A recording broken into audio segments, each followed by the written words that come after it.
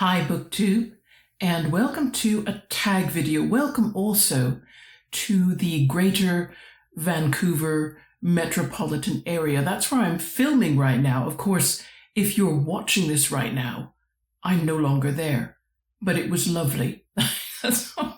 We had a 2-week break in Vancouver to see family. I've got relatives there, extended family, and we also had some other family members who traveled over to see us from other parts of Canada. So it was a really lovely, restful 2 weeks in this Airbnb, which you're seeing one wall and one door in, but I'm not there now. But it was lovely. I will watch this video myself probably just to remember all the good things that have happened since I've been away.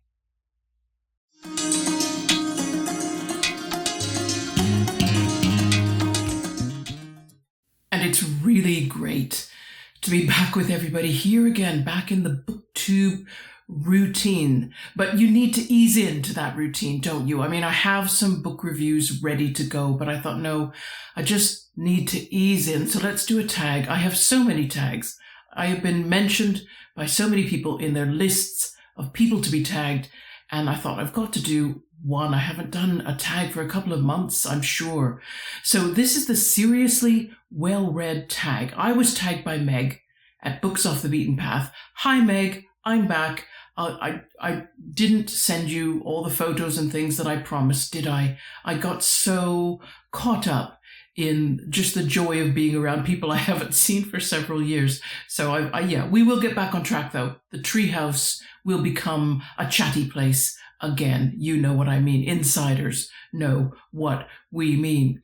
Anyway, so Meg tagged me, but the original tag was created by Randy Ray at The Literate Texan. So thank you, Randy Ray, for creating the questions. Okay, let's get started. So tag question 1, and you'll have to forgive me, my notes are further away. I will actually have to probably dip my head down in order to read them. But the first question reads, what book made you take reading seriously? And when I first read this question, I thought, okay, this is describing a particular type of reading progression. Maybe somebody who never really read much when they were a child or school age. They didn't start to read until maybe they were in their late 20s or early 30s. That's one kind of reading progression that I've noticed when I've watched BookTube newbie videos. But then there's another type of reader. Usually they've taught themselves to read, or they remember that they were into reading as soon as they learned how to read. And that describes me, but I'm still not the trajectory of those people because they read right throughout their 20s, 30s, etc. quite steadily. And I didn't. I had a bit of a break, which those of you who watched my Cult Survivors tag to BookTube will know that I spent about 25 years being a member of a very fundamentalist evangelical Christian church. And so during that time, which would have been in my mid-teens until my late 30s, I cut off reading almost entirely. But up until my middle teens, I read voraciously, and I read within what might be considered the Western European canon, but also a couple of other books that I was interested in. And I was eclectic even then, but didn't really know what I was reading, didn't always recognize that what I was reading was serious or not serious, didn't really have the distinction between those two. It's also true at that time that I sampled a lot of books without finishing them, and I didn't really think anything of that. I suppose I was just curious, so I would peek in books and read a little bit without really intending to read the whole thing. But definitely reading was where I saw myself. I saw it being an important part of my life before I joined the church. I was taking elective courses in high school that were about literature and history, and I thought of going to university and studying English literature. I had no other subject in mind. So when I joined the church, all that changed for a while. The church really, I think if I were to sum up what I heard in sermons and Bible studies, I would say they wanted us to read the Bible, the church's own literature, and that included their periodicals, and some selected publications that dealt with current affairs. I remember the US News and World Report was very well liked. We were encouraged to try to read that if we could. But that was about it. Fiction was very much discouraged. Fiction was seen really, reading fiction was an extension of breaking the ninth commandment about bearing false witness, about lying. It was seen as a form of lying and therefore to be treated appropriately. So to go back to the question, what book caused me to start reading seriously? I suppose what I'm now looking at is the middle to late 1990s, when I was just beginning to question, just beginning to have the first faint doubts. And I would say that one very significant book was called The Jesus Mysteries, and it was written by, let me look up the author on my notes here, Timothy Frake and Peter Gandy. And so they were talking about, was the original Jesus actually a pagan god? Now, I don't know whether the authors weren't just trying to be sort of mass market appealing. I don't really know whether their research would be, how much it would be supported by those who were specialists in that area. But of course, all I needed really was a book that made me start asking questions and beginning to realize I was free to ask questions and to go looking in places where previously I'd been kind of discouraged from going and looking. And that began to return me to reading regularly. And the one thing that I started to do then, I suppose, because I was concerned never to lose the reading habit again for any reason, I did begin to record the books that I'd read and really work on making sure I was reading regularly, that I had some kind of goal for reading, only to ensure that reading would happen regularly and continuously. Okay. Question 2. Question 2 says, what book did you pretend to understand? And then it says, be honest, sign to say, no, don't fudge here. Don't try and pretend that you've never done that. However, I think, let's say that I had gone on to university back in my late teens, I'd gone on and I'd studied English literature. Can I say it? English literature. There we go. Let's say I'd got my degree. Let's say I'd got a postgraduate degree and decided I wanted to be an academic. So in other words, all my colleagues and people around me would be into literature in a very serious way. I think that's a situation where I would have been very, very tempted to pretend to understand a book. Now, it would have been dangerous, because amongst people who read seriously at an academic level, they usually can tell if you're faking it. So it would be a risky thing to do. But maybe if I was quite well read also, I'd be able to do enough faking to make even a person who reads a lot think that I had read or understood a book. But in the real world, you must have this as well. Some of you must have this as well.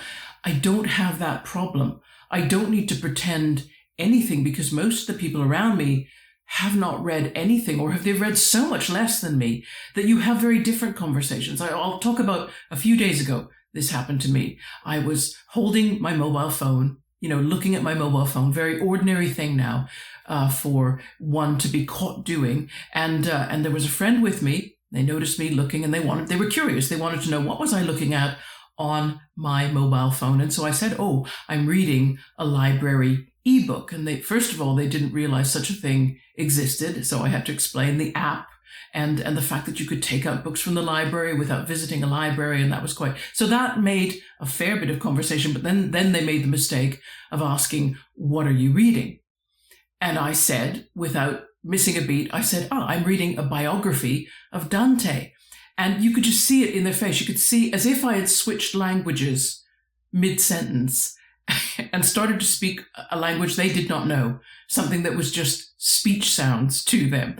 And all comprehension kind of left their facial expression. And of course you can tell that. So I thought, okay. But they were honest. They weren't ashamed of what they did not know. So they just asked immediately, who is Dante? And I thought, okay, all right, okay. So I thought, well, I don't really know where to go here without insulting them. So I just thought, well, we'll keep it simple. We'll see what happens. So I said, Dante was the author of the Divine Comedy. Okay, still, facial expression read complete nope, sorry, blank. And I thought, okay, now we're heading into dangerous territory, because it would be very easy to patronize a person by starting to talk about how much I did know and understand about Dante, which isn't a lot. It wouldn't fool someone who is a specialist, but I didn't have to fool a specialist. I just had some poor person who was like, Dante, the divine, what? Sorry? And I thought, okay, I tried this line. I said, they were an Italian medieval writer, and the work they produced, the Divine Comedy, is considered to be as important to world literature as Shakespeare. And that, they caught Shakespeare, and they knew Shakespeare. And then I thought, okay, we didn't talk more about Shakespeare. And we didn't, because I thought, I very much doubt this is a person who's chosen to read Shakespeare. If they ever read Shakespeare, they were subjected to it in high school, and depending on how that went, they either have a good memory or a bad memory of Shakespeare. But that experience is more typical of what happens to me. I don't really have to pretend much at all. The very fact that I'm reading already means that maybe other people, they might feel like, oh, do I have to pretend that I know who Dante is? Or do I have to pretend to know what she means by the Divine Comedy?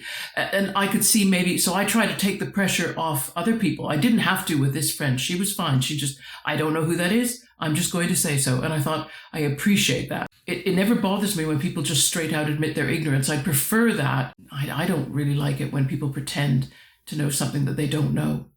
Now, where I have to pretend is often in those situations, and you get this in the workplace, you get this in any casual conversation with friends or acquaintances. I have to sometimes pretend that I understand or know more about television series and films, or celebrity pop culture, gossip, all that kind of thing. I have often sat in workplace lunch eating areas with my colleagues, and their conversation goes to what they're watching on television, what they've seen at the cinema, or what it is that they know about particular celebrities. And that's where I feel completely, and sometimes I have pretended to be following or to understand the conversation, although I don't contribute much. When I say pretend, I usually just, it's a lot of it's a lot of body language. It's a lot of body language that's just kind of affirming of what the other people are talking about, sympathizing with whatever their reaction is, even though I think I have no idea what you're talking about or what actually happened in detail. That's where I have to do a lot of pretending. Okay, question 3. We are taking too much time with these questions. Question 3 asks me which 3 books are on my personal required reading list. Okay, I do have 3 that I really would like to make sure I do read. The Divine Comedy, so while we're on the subject, also Don Quixote, and also Homer, the Iliad and the Odyssey in English translation. And I want those because I know that a lot of the other books that I read are being written by authors with a more intimate knowledge of those works. And I know that they're probably alluding to, or they're picking up themes from those works, and I'm not spotting it because I'm not well read in those 3. So they are works that I do want to get to. And when I say get to, it's probably going to be a project like I did with War and Peace, where I give myself a year, I go very slowly, I employ some online resources from people who really do know the books well, who teach them to help teach me. It'll be something like that. And question 4 asks me, what author have you been avoiding? James Joyce. I mean, I might as well just come straight out with it. James Joyce.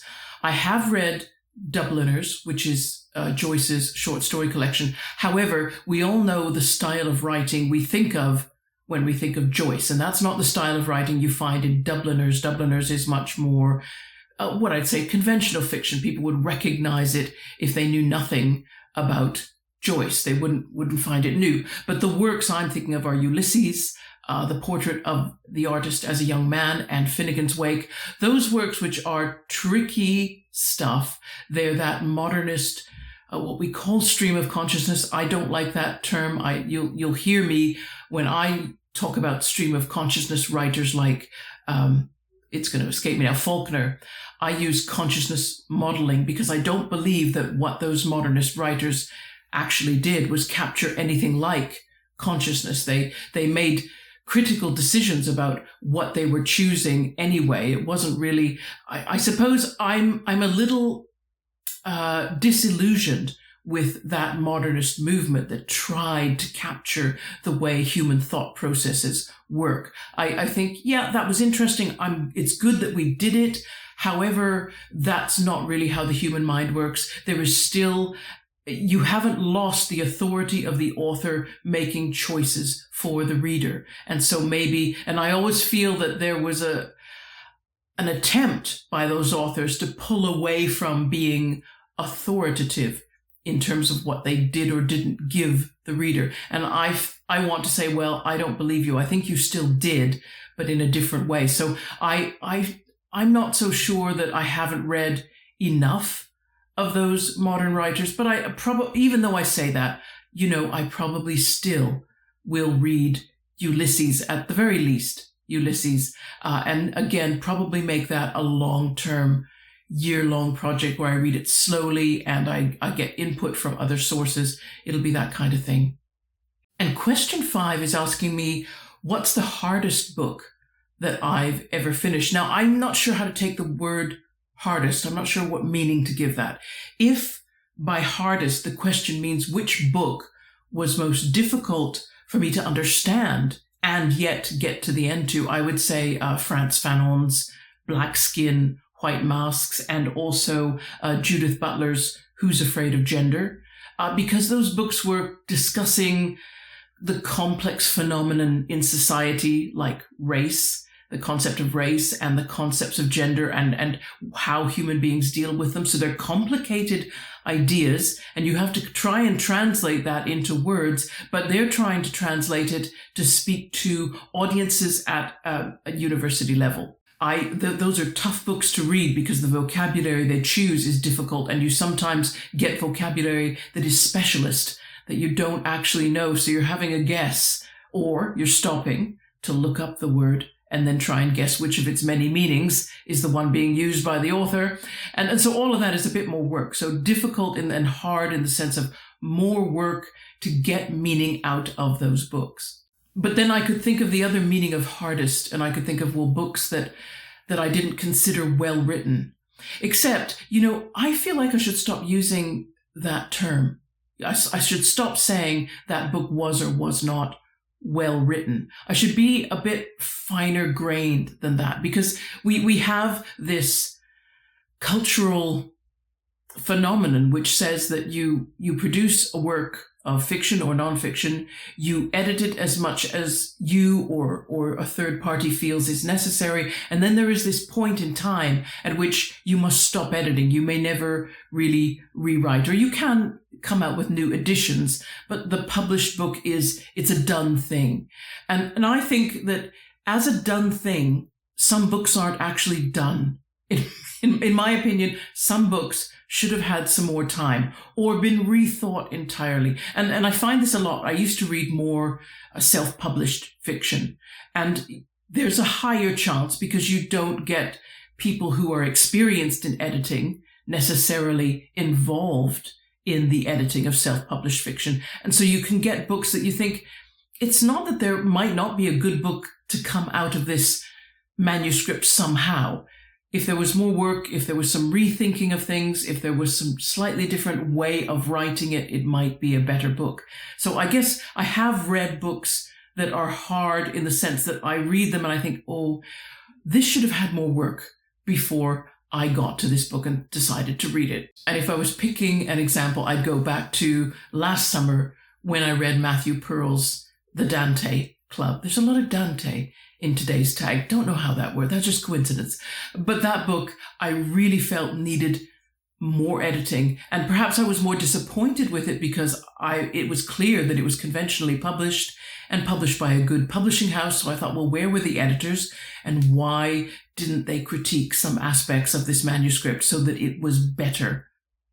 And I realized that I've missed out question 6 in all my note-taking. Question 6 was, what's a book that changed how you read? And I know that I probably can't pick one book. What changed how I read most dramatically was going to the Open University and actually getting that English literature degree that I would have wanted to get back when I was younger. But there you go. You all know the circumstances surrounding that. So I think going to university and being in the company of academics and professors who'd spent their whole life learning how to closely read a book, how to discuss books, and just being in the midst of that and then trying to copy that as best I could was an experience that I had never had access to before. So it wasn't a book so much, but it was the experience of studying literature with academic specialists that made me think, oh, okay, I could try, I should look at this. I should think about this. I should be careful about having, about my reactions to this. I should be more thoughtful and circumspect, perhaps. So it was more of an experience that changed how I read rather than a single book. Question 7. Question 7 starts out by saying quality versus quantity, and then asks me, would I rather read 100 good books and this is in the course of a year, 100 good books in a year, or 10 great books? And good, great. See, I'm never really sure, what do these qualifiers mean? They can mean different things to different people and different things in different literary situations. So I'm just going to ignore that part of the question and talk about, whether one should focus on quantity or quality. I think, quantity, if you worry too much about reading a great quantity of books, I think there's always that risk you run that you could kill your love of reading. You could go past your comfort point, and that's different for different people. How much people can read comfortably, naturally, without it feeling as though it's taking over their life, that differs from person to person, and it can differ in different times of a person's life. So quantity you might always have to play with to find where your sweet spot is. Quality is so nebulous. Quality is just like great quality. What does it mean?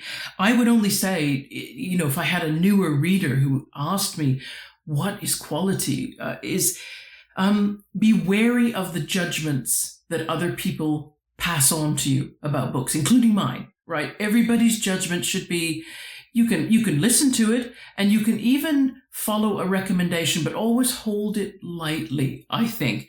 I think it would be cool to now and again deliberately choose to read a book that someone went on camera and said, they gave it 1 star, or they couldn't finish it. They just said it was terrible. In multiple ways, it was terrible.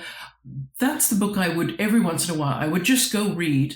Why? Because I want to check my judgment against the other person's judgment. It's a good way, because if you happen to pick that book and think it's amazing, you realize just how different people's judgments of a book can be, and how you should really, when someone says a book was amazing, you should go, well, maybe it was, maybe it will be for me. You should hold it all kind of lightly and not take that too seriously. That if I had any advice to give, it would be that.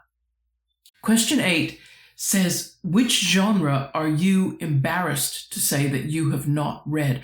I don't think there is a genre that I've absolutely not read, except graphic novels. If those, you can't really say that's a genre. That is a type of writing, because there must be within graphic novels every possible genre available. Graphic novels, I haven't read graphic novels, and I'm embarrassed about it, because if someone said, well, why, then I know that what I'd have to admit is that there's something about the art in graphic novels that I've seen so far just doesn't attract me. I just don't want to spend a lot of time having to look at that art.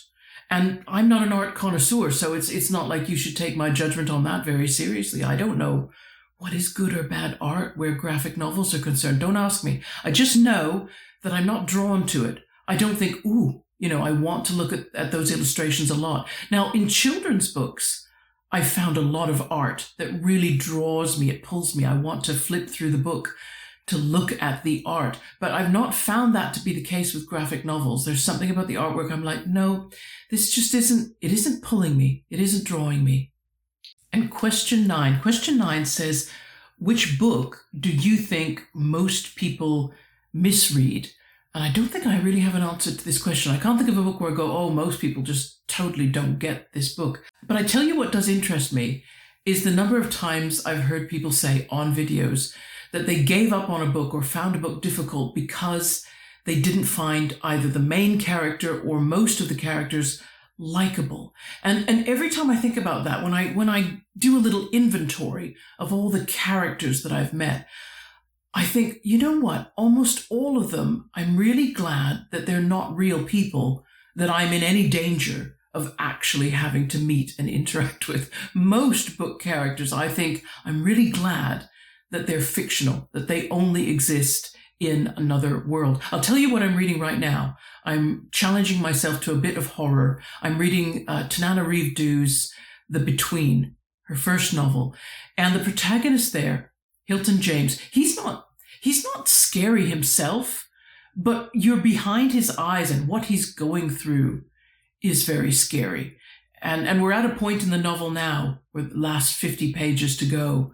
And I've stopped at a point where everything is lovely and it's suspect. You just know that loveliness is an illusion and it's about to break. So I gave myself a little break from that because horror can sometimes, it's like I can go, okay, too much, need a break. So I've turned around and I'm reading, ironically, a biography of King Edward I of England. Now, he was a terrifying person. I don't think I'd have wanted to know him in real life either. The only reason he doesn't seem as horrifying as Hilton James is because Hilton James appears to live in my world now.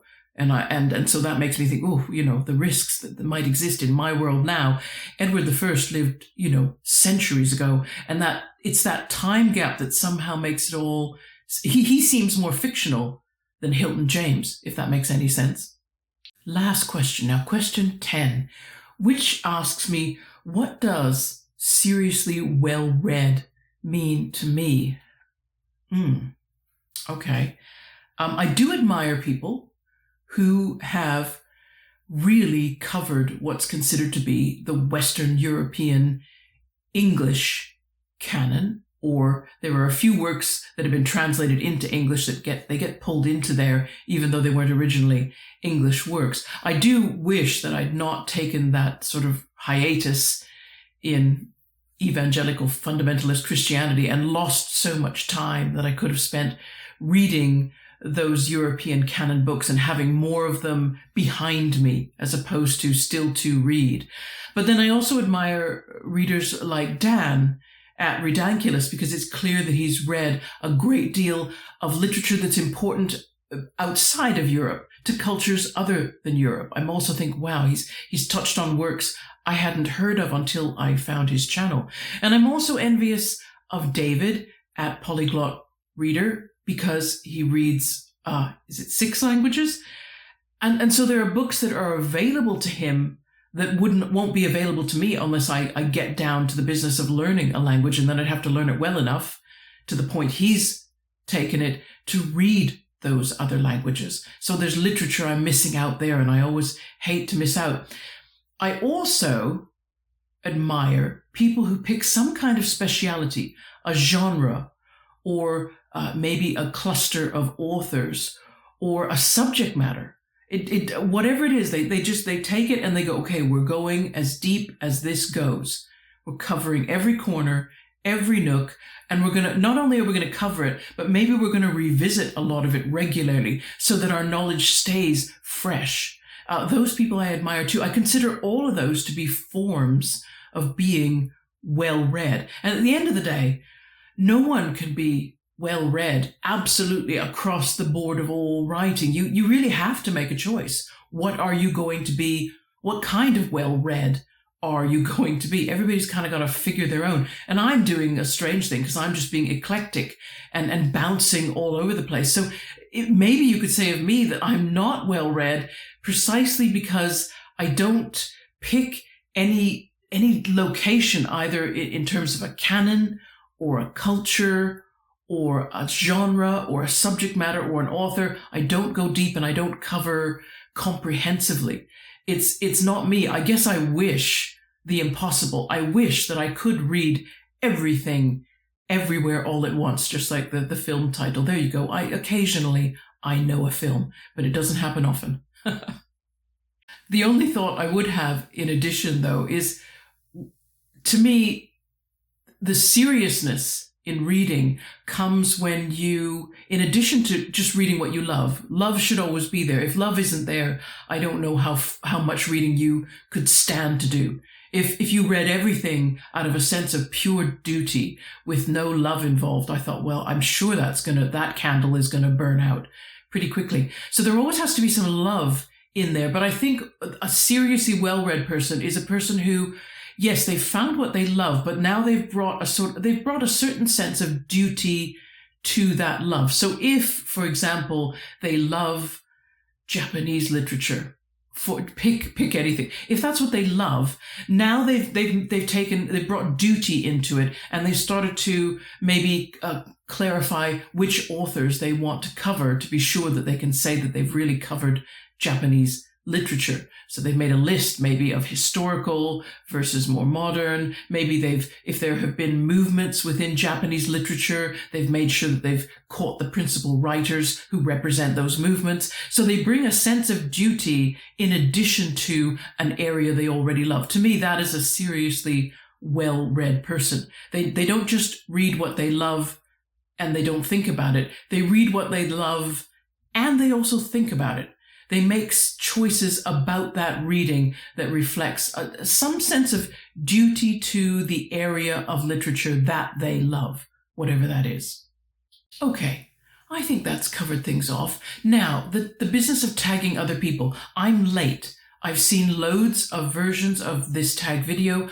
I'm pretty sure I've watched everyone I know who I would normally tag. I think I've either seen them tagged by someone else or I've seen them do their version. So I figure that's done. I'm not going to tag anybody, although, of course, everyone says, and I would say if someone was watching this and wanted to do the tag, consider this an invitation, because sometimes people who are new, they don't have someone to kind of call them out. So I'm thinking if you're new and you're just getting your toes wet in BookTube and you want to do this tag, I thought this is my invitation. Go ahead and do that tag.